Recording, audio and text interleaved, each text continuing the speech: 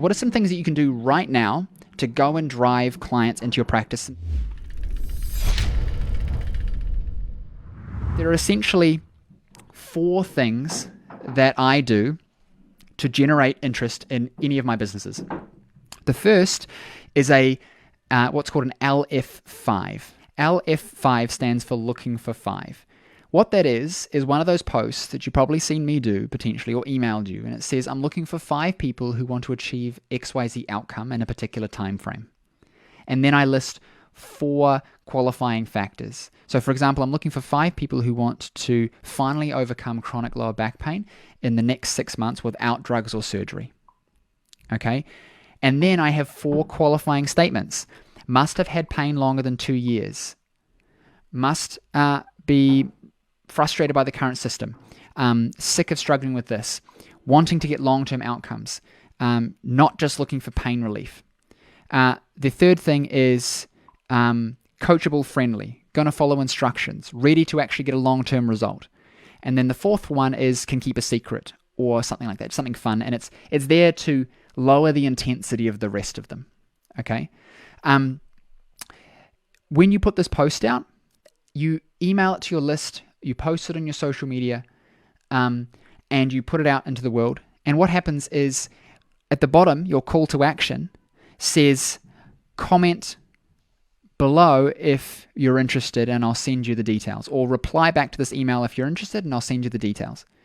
What you're looking for is people who are in that kind of yellow to red, sort of warm to hot zone, and hot, like ready looking to buy, when they're in a place where they're looking for a solution or they're ready to jump onto something that might make sense for them. And then when they reply back, you simply start a conversation. It's as simple as saying, hey, thanks for sharing your interest. To make sure this is the right thing for you and that this is a good fit, do you mind if I ask you some questions? The person will say, yeah, sure. And then you say, how long have you had back pain for? Whereabouts are your back pain? What are the symptoms of your back pain? What have you tried? Like all the normal kind of health history style questions you'd ask people to gain some context of them, but also to elicit some pain in them. Ask them what they're hoping to achieve, how they would like to feel, what their goals are, and then say, how committed are you to fixing this process? Is this like on a scale of 1 to 10, like are you kind of keen to solve this problem, or are you really keen to solve this problem? And then based on those answers, you can make a judgment as to whether you want to work with this person. Then you say, look, I think you're an amazing fit. Do you mind if you send me your phone number? I'll give you a call and I'll run you through the rest of the details and I'll get you booked in if this makes sense to you, to save my fingers from typing or whatever. The person's going to say, yep, amazing, because you just hooked them in. And then you have that call, you get them booked in for a consult. All right. I promise you, if you go and post this out, the looking for 5 post, which is I'm looking for 5 people who want to achieve a result in a time frame. And then you've got the 4 qualifiers, which is something relevant, like must have had pain for longer than this long, or must be generating this much revenue, or must be like something that makes sense, right? My ones are always like must be generating this much revenue, or have an email list, or whatever. The things that I need them to have, or I need you to have so that I can help you, right? And then it's like, wants to, looking for a long-term result, not just symptoms, or doesn't just want to focus on symptoms again, and then can keep a secret. Comment below if you're interested and I'll send you the details, or reply back if you're interested and I'll send you the details. And put that on social media, put that into your email list, and watch people start coming out of the woodwork. The next one is a 9 word. So the 9 word is literally 9 words is the kind of structure. You're basically just saying to people, hey, first name, if this is an email, and if you're using an email provider, you can fill it in, right? You can put in that little code and it populates their name. If you don't know how to do that, don't worry about it. But you can just say, are you still looking at achieving result? Or are you still looking at overcoming problem, right?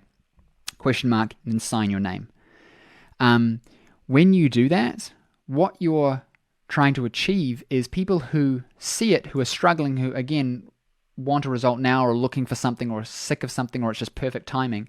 They see it and they reply back. So you'll see me do it. If you're on my email list, you'll see me do it. It'll be like, hey, you still looking to do whatever. If you reply back to that, me or my team will message you back and understand your problem, understand your goals, and see if we can help, and then book you in for a call. Because when we're on the call, we can dive deeper, and talking to somebody is much better than just chatting to them, right?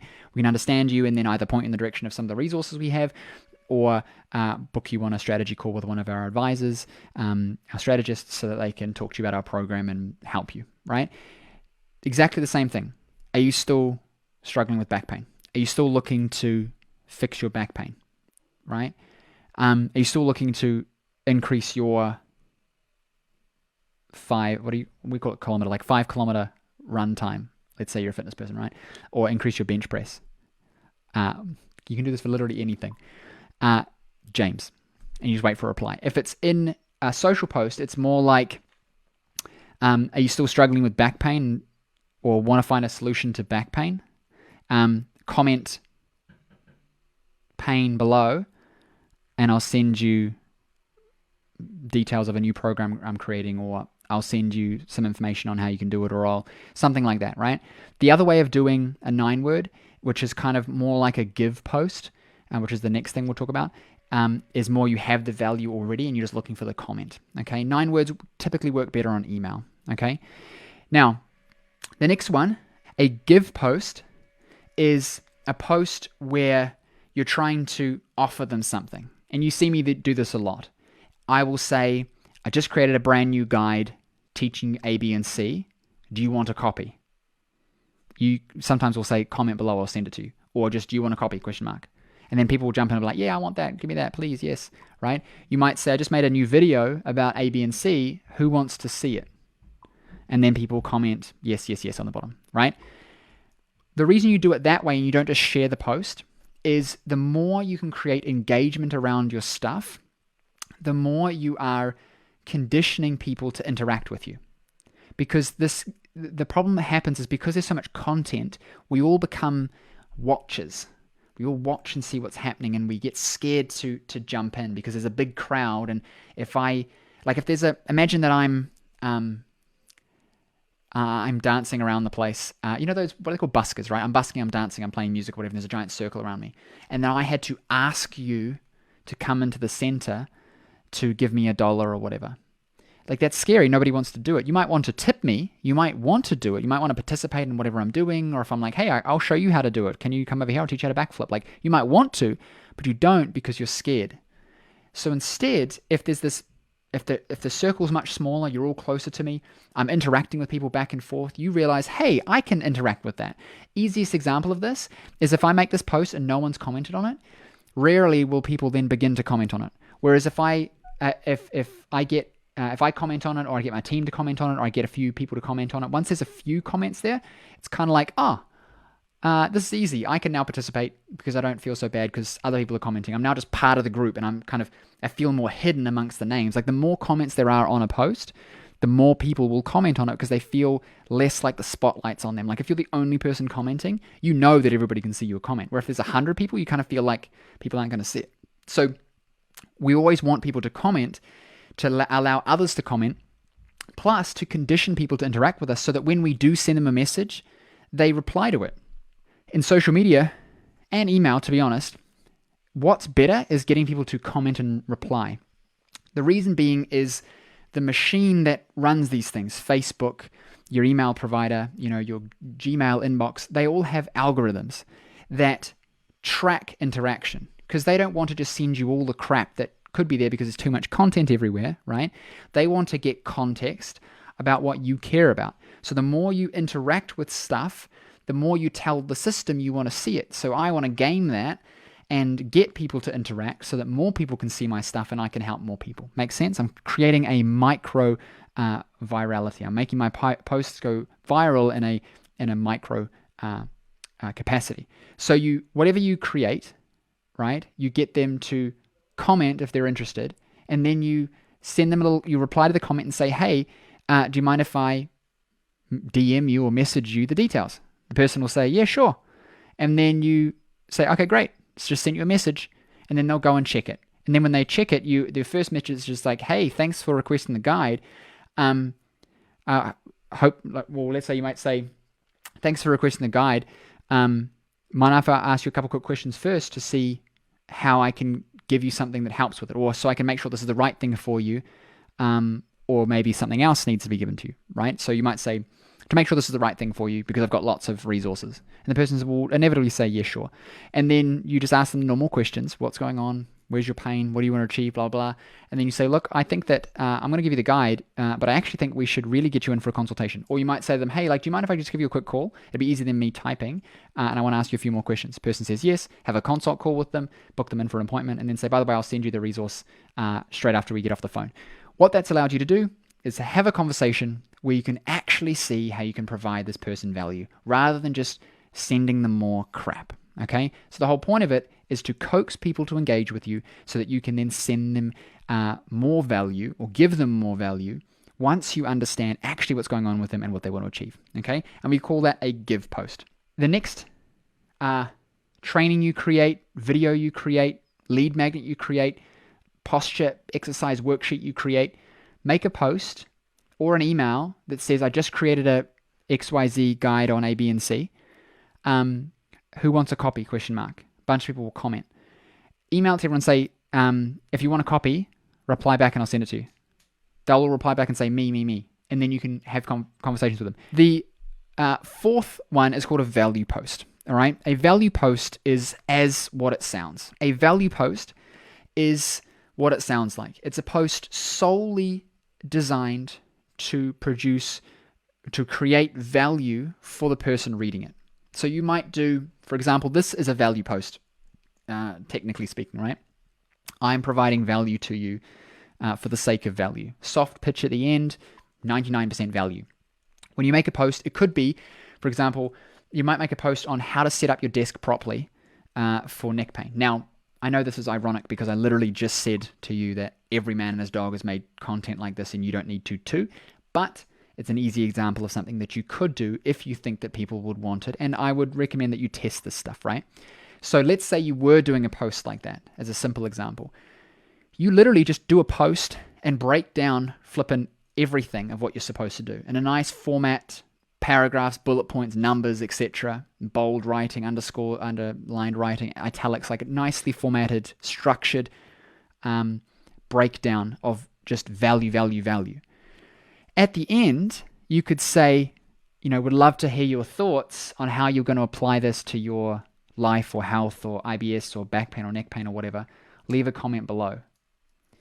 Now, you can do it one of two ways. You can end it like that, which is hugely beneficial if you're going to do something I'll tell you about in a second. Or you can say something like, leave a comment if you want me to send you the worksheet that goes along with this, right? So you could pitch it into like a give post, okay? Or a comment below if you want help with this and I'll reach out to you. That's not going to do as well, but, to that effect, okay?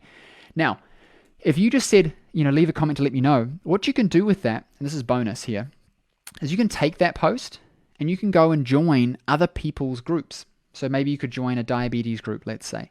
And you could jump in there and just share this giant breakdown on understanding blood sugar and why eating celery is going to lower your blood sugar. I'm being arbitrary.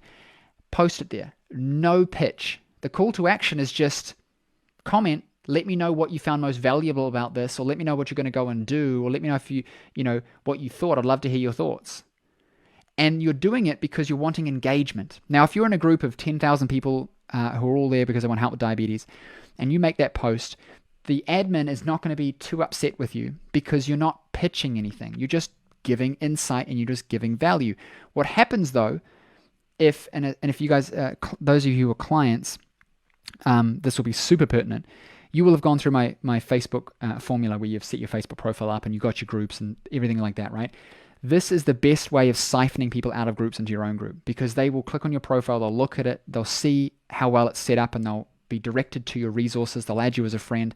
They'll see your stuff. Plus, when people are commenting, you just jump in there and just answer questions and just give value. Leave nothing on the table, and people's confidence and certainty in you will go through the roof. Your authority will go through the roof, and it's very easy then to just DM those people and say, "Hey, I kind of wanted to send you a private message because I thought it'd be better than doing this out in public. I really think that there's some major things going on with your diabetes right now, and I'm not sure who you're dealing with or who you're working with, but I'm not sure if you're aware of A, B, and C." And the person, and then you just lead into a conversation. So maybe you're talking about back pain and you message them and say, hey dude, I thought I'd send you a message in private rather than kind of making this public. It seems that you're really struggling with back pain. Like, how long have you had it for? And they'll say, oh, for 10 years. And you go, are you seeing anybody about it? Or have you tried to see people about it? But have you typically found, like most people that I talk to, don't say that I work with, say that I talk to, they've tried physio, they've tried chiro, they've done this, they've done that, and nothing's really worked. Is that kind of like you? And they'll be like, yeah, well, like I'm working with this chiro or this physio or whatever. And, it feels all right when I do it, but it doesn't really fix it. And you go, yeah, makes sense. What would be an ideal situation for you? Like, do you just want pain relief, or do you want to have long-term results where you can run and play with your kids? Oh, I'd love to be able to run and play with my kids. You go, oh yeah, makes sense. Look, I think that I might have some stuff that might be able to help you either get better results with who you're working with, or if they're not working with someone, or be able to kind of give you some tools and some resources to get some better outcomes. Do you have 5 minutes to have a quick chat? I'd prefer to just give you a quick call instead of typing here to make it a bit easier. And the person would say, yeah, sure. Boom. Now you got them in a consultation call. Now you can essentially find out what's going on with them properly and pitch them into a consultation. And to summarize, whenever you're creating content, you need to have purpose behind it. What are you trying to achieve? What are you wanting to achieve for the person? How are you drawing them down your pipeline, your funnel, closer to working with you? Or once they are working with you, how are you pushing them down the line to get them better outcomes? Are you doing it from value-based, not just making it for the sake of making content? Are you using a structure, a format, AIDA, attention, interest, desire, action, when you're creating your content, whether it's a video, podcast episode, a book, a PDF guide, a post on social media, anything needs to follow that format. And what tactic are you using to actually get people to take action with you? And how can you use that across multiple mediums to generate a lot of interest in what you're doing and to push people towards working with you, all right? So I really want you to take this stuff and I want you to go and do it because it works. And I want to give you so much insane amounts of value that it becomes a no-brainer to want to work with me. Because I know, just as much as you know, that if a client works with you, you can get them results. Like if you're thinking about, you've got a client in front of you and you think to yourself, how do I want to help this person? What's going to be the best way for me to help this person? Is it going to be to send them videos and get them to watch your live trainings and download your guides? Or is it going to be to get them into your practice?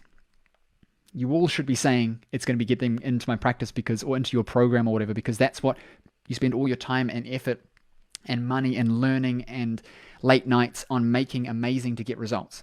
It's exactly the same thing with me. All right. I want to give you so much value that you just see how good this stuff is. And you think to yourself, man, imagine if I actually worked with him. And what if he was looking at this stuff for me, with me, telling me, I'm on a coaching call with him and he's answering my questions and he's looking at my thing and I can bounce ideas off him. What if I went through his trainings, his paid ads training, his organic training? What if I learned how to create a premium program, a client getting system, and learned how to systemize and delegate stuff in my business so that the business was not so dependent on me and I had a full appointment book? What if you just showed me how to do it? That's what I want you guys to realize, because that's what I do.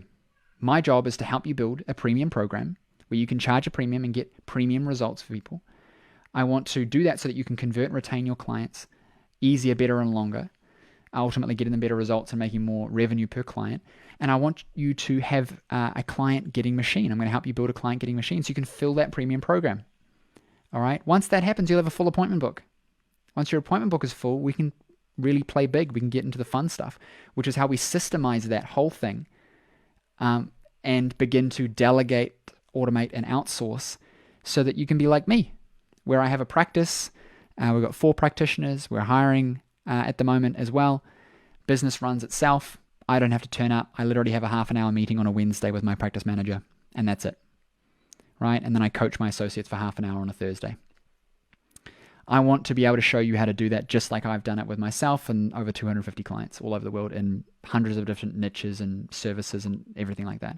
So if you are a practice owner, or you're at least responsible for getting clients and building your own practice, maybe you're a contractor or an associate, and you're working with clients and you're getting them results in a service-based healthcare business, not products, but services. So you could sell products, but you do consulting with them as your primary means of helping them. Online or offline, you could be doing functional medicine and have a program. That doesn't matter as well. We definitely help with those things. But you work with clients to get them a result. And you're in a situation where you're struggling to get clients, you're struggling to convert and retain them, you're struggling to grow your business, you're just frustrated by all the stuff you're trying is not working, and you kind of just want to have the roadmap to get there faster. If that's you, I can help you grow your practice easier, faster, and likely go further than you thought was possible because, of course, I have more of the context to understand what you need to get there. You might think, man, I want to get to 10K a month, or man, I want to get to 50. And we can create a plan for you to get to 30K a month or to 80K a month. And that may have not been possible in your world of vision before because you just didn't understand how to do that because you couldn't even get to that first goal. Okay? We've got practices that have gone from 0 to 10K. I've got practices that have gone from 10 to 50. Practices that have gone from 50 to 150. All right? What I want you to do is if you're interested, I want you to type game plan below. And if it makes sense, we will get you on a call with one of our practice growth strategists who will map out exactly what you should be doing and talk about our program and see if it's a good fit.